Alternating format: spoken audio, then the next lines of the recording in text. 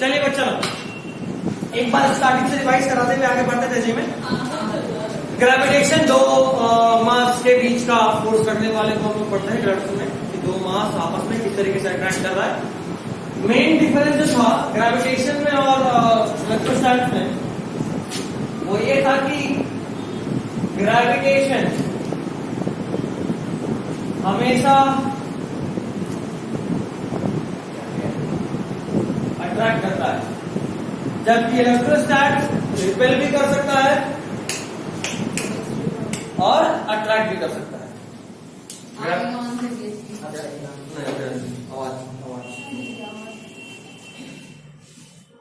Gravitation attract भी कर सकता है, नहीं सिर्फ अट्रैक्ट और रिपेल दोनों कौन करता है?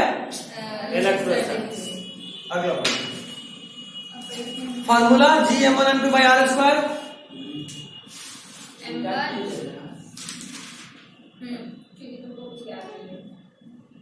यहाँ पे आपको ध्यान देना है वो ये ध्यान देना है कि R centre to centre distance है, R is centre to centre distance. और दूसरा चीज बहुत इंपॉर्टेंट बात यहाँ पे ये कि इस फार्मूले को अप्लाई होने के लिए दोनों मास का कैसा होना जरूरी है? Point mass. पॉइंट मास इसको बोलते हैं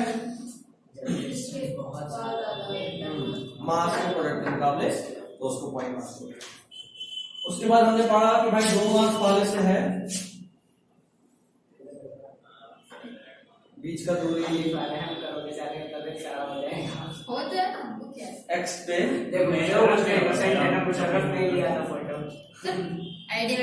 अच्छा ठीक है। आइडिया फोटो में नहीं देखो, गलत आइडिया दिया था। दो मास m1 m2 यहां से मान लो y डिस्टेंस की दूरी पे हम कोई तीसरा मास लाना चाहते हैं कि ये सब आपस में इक्विलिब्रियम पे रहे। उसका तरीका क्या था? जहां से निकालना है, यहां से निकालना है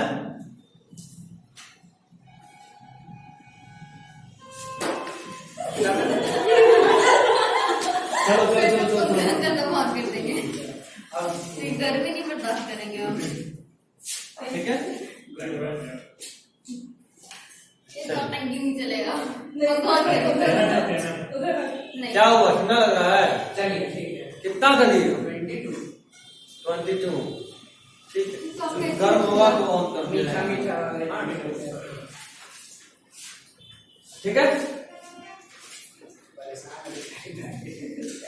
उसके बाद हम लोग इसी को एक और फॉर्मेट में कन्वर्ट कर रहे थे, रेशियो के फॉर्मेट में। रूट m1 से दोनों साइड ऊपर से डिवाइड करे थे तो क्या हो गया था? ऊपर से दोनों डिवाइड करे थे तो 1 हो जाएगा, ये भी 1 और ये कितना? रूट m2/m1 है ना, इंटू x। समझा क्या बोले? नहीं ध्यान तो इसी पे। अच्छा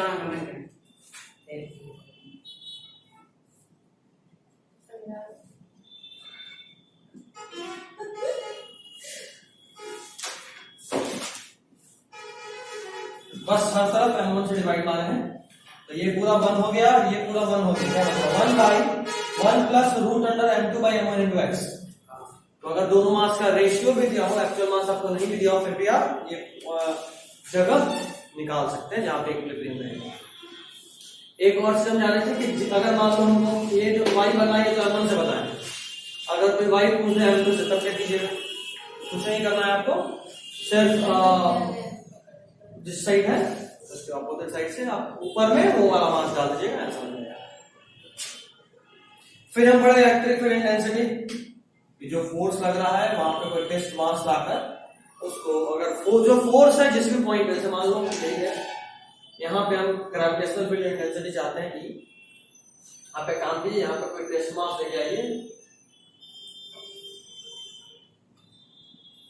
और आप क्या कीजिए कि इन दोनों के वजह से यहाँ पे जो फोर्स लग रहा है उस फोर्स में इस टेस्ट मास को डिवाइड मार दीजिए, जो मिलेगा आपको क्या मिलेगा? Gravitational field intensity. फोर्स होता है Gm1m2/r²। तो यहाँ m2 तो ये m0 ही होना है, कट के Gm/r² हो जाएगा। उसके बाद हम लोग पढ़े थे प्रिंसिपल ऑफ सुपरपोजिशन की जितना भी होता है मास सबके वजह से इंडिविजुअली जो ग्रेविटेशनल फील्ड इंटेंसिटी आएगा वो एड अप हो जाएगा। उसके बाद हमको नहीं लगता कि हम लोग कुछ पढ़े थे, पढ़े तो बताओ, पढ़े क्या बोलो।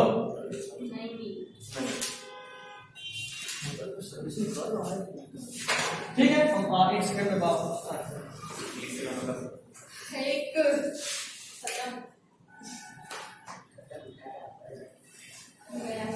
इस टॉपिक पे नहीं जानते हैं।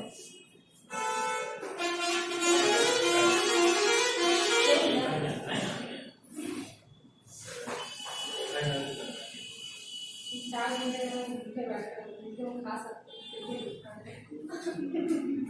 क्या खाली है ना, चाय पीती ना।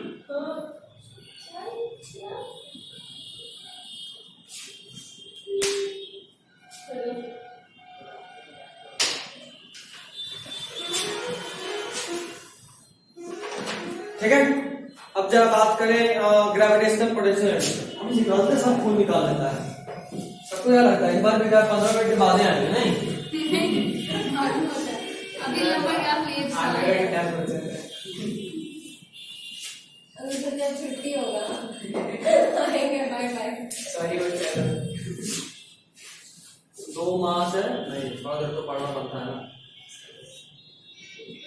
M1 M2 ऐसे विभूति को बाय बाय करना है। एक आदमी को पार्टी में जाओ, सिम्मा क्वेश्चन अच्छा वाला के लिए सर अलविदा। अलविदा, ठीक है। एकदम वो वाला गाना बजाते हैं, बाबू की दुआ लेके जा। शादी नहीं हो, ये भी शादी है अभी, बाल हो जाएगा। भाई इतनी बड़ी तो हो ही गई, 18 के तो हो ही गई, 19-20 साल। देखो ऐसा ही बोलिए। अरे भाई अपनी बोलो तो भैया 2 साल बड़े हैं। भैया से 2 साल बड़े हैं, मतलब ठीक है 24 भैया से 2 साल बड़े हैं। अरे बढ़िया, चल रहे M1 में 2 मास है। यहाँ पे किसी पॉइंट पे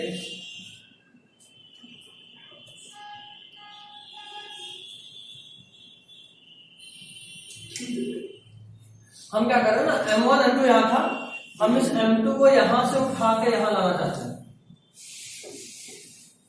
इसी M2 को लेके आना है। तो मेरा सवाल यह है कि जब हम इस M2 को यहां से यहां लेके आएंगे तो पोटेंशियल एनर्जी में चेंज कितना होगा? ठीक है, तो पोटेंशियल एनर्जी में चेंज का सिंपल फार्मूला होता है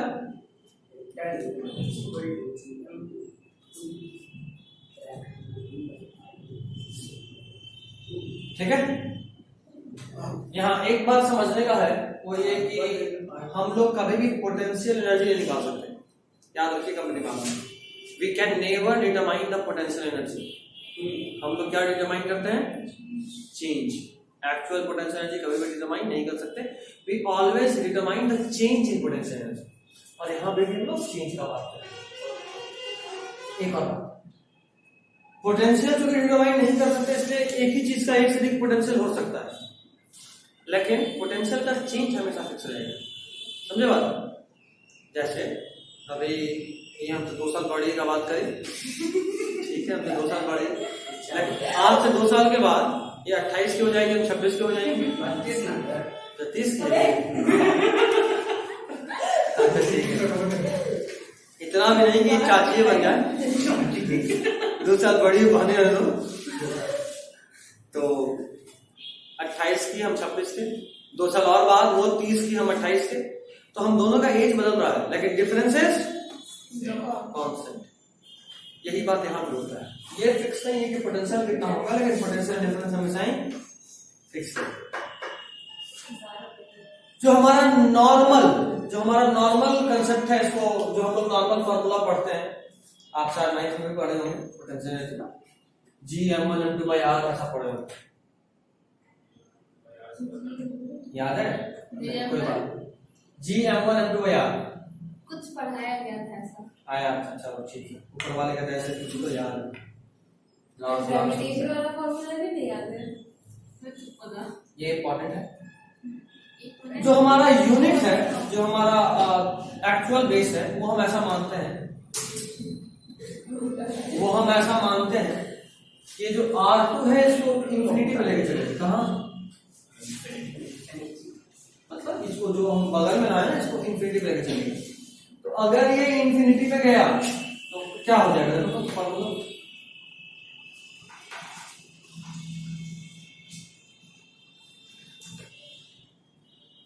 होगा, और 1/इंफिनिटी कितना हो जाएगा? बोलो। हाँ, 1/इंफिनिटी जो, तो अब फॉर्मूला क्या बन के आ गया?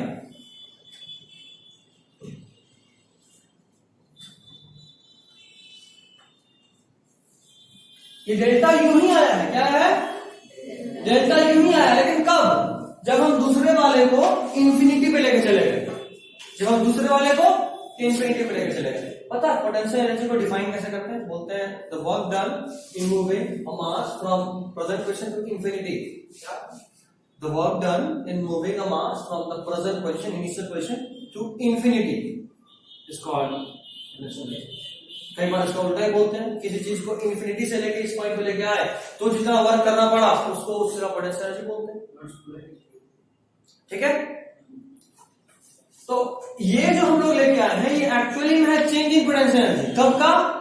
जब आप मान रहे हो कि इसको हम इंफिनिटी पे लेके गए और इसी को चूंकि दूसरा वाला 0 हो गया, जब दूसरा वाला इंफिनिटी हो ना तो जो पहला वाला क्वेश्चन था जिसमें ये था R1 इनिशियल में, और अब जो लेके गए मान लो उसको इंफिनिटी पे लेके चले गए, तो अब दोनों के बीच की दूरी कितना हो गया? इंफिनिटी। पहले R1 की दूरी पे था, फिर आप दूसरे वाले को उठा के इंफिनिटी पे लेके चले गए, तो आप दोनों के बीच की दूरी कितना हो गया? इंफिनिटी। तो आप बोल रहे हो कि सर जब हम पहले वाले पोजीशन से इंफिनिटी पे लेके गए तो जो वर्क डन करना पड़ा वही वर्क डन इसके अंदर पोटेंशियल एनर्जी के फॉर्म में चेंज, पोटेंशियल एनर्जी के फॉर्म में स्टोर हो रहा है, और जितना पोटेंशियल एनर्जी ऐड अप हुआ या घटा वही चेंज आया, उसी को हम इस फॉर्मूला से निकालेंगे। और जब आप दूसरे वाले को इंफिनिटी पे लेके चले गए तो पहले वाले को चेंज इन पोटेंशियल एनर्जी बोलने के बजाय इसको हम पोटेंशियल ही बोल देते हैं, होता चेंज ही है। ठीक है, बोल देते हैं होता चेंज ही है। और ध्यान रहे क्योंकि ये चेंज होता है तो यहां से एक बात और, एक्चुअल में है तो क्या होगा? चेंज है पोटेंशियल एनर्जी फाइनल माइनस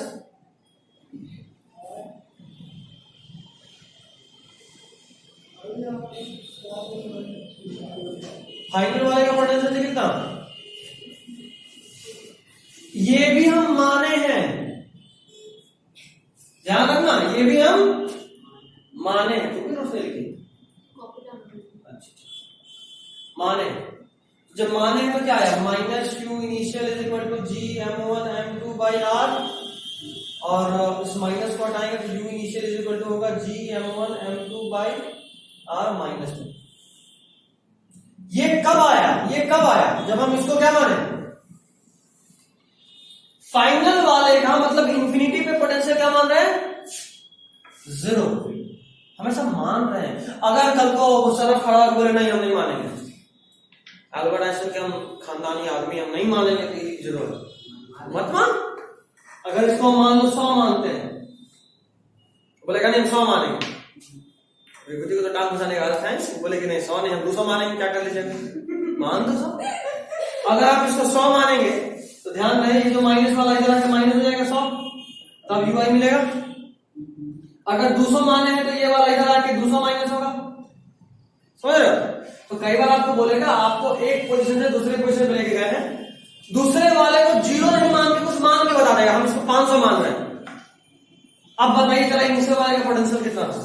तो सीधा फार्मूला नहीं लगा देंगे, ये वाला यूज करेंगे, ये वाला यूज करेंगे, दोनों का डिफरेंस ये आएगा, ये फिक्स है। ठीक, फाइनल वाले का क्या माना है वो दे दिया है आपको, इधर लाके माइनस कर दो तो इनिशियल वाले का आ जाएगा। समझे? इस पे क्वेश्चन खूब बनता है, दिमाग में लगा के रखिएगा। 2 क्वेश्चन आपके कॉपी में दिख रहा है, 2 या 3 क्वेश्चन आप करे हैं, आप तीनों को वापस से ट्राई करिए अपने कॉपी में, नया रफ में तीनों को ट्राई करिए और ट्राई करके एक बार मैच करिए। जल्दी जो डाउट हो हम सबके बेंच पे आ रहे हैं। पहला वाला जो क्वेश्चन था उसमें आपने एक मास को जो पहले ग्राउंड पे था उसको उठा के यहाँ लेके गए एच हाइट। बहुत सिंपल सा तरीका था। डेल्टा यू का formula G M M into 1/r minus 1/r plus H. Actually हम करें ये हैं कि U B minus U A निकाले हैं। यहां का पोटेंशियल माइनस यहां का पोटेंशियल, यहां का पोटेंशियल निकाले तो क्या आएगा? G M M by R. R क्या होगा? R plus H. यहां का पोटेंशियल निकाले G M M by R. दोनों माइनस करेंगे तो कॉमन निकल जाएगा जी एम एम और ब्रैकेट में आएगा 1/r minus 1/r plus H. यहां पे आपको पता है कि जो h है ये r से बहुत ज्यादा छोटा है, तो आप यहां अप्रोक्सीमेशन यूज करेंगे। नोट्स देखते चलिए, नोट्स में सब लिखा हुआ है, इसको दोबारा नहीं लिखते हैं। आप अप्रोक्सीमेशन यूज करेंगे। हाँ, अगर ये h जाहिर सा बात है तुम जमीन से कितना ऊपर ले जाओगे, छत इतना ऊंचा, वो अर्थ का रेडियस जो कि 6400 किलोमीटर उसके मुकाबले क्या ही है? कुछ भी नहीं है। अर्थ का रेडियस 6400 किलोमीटर है। मीटर में बात करें तो 64 पे 6400 पे 3 जीरो,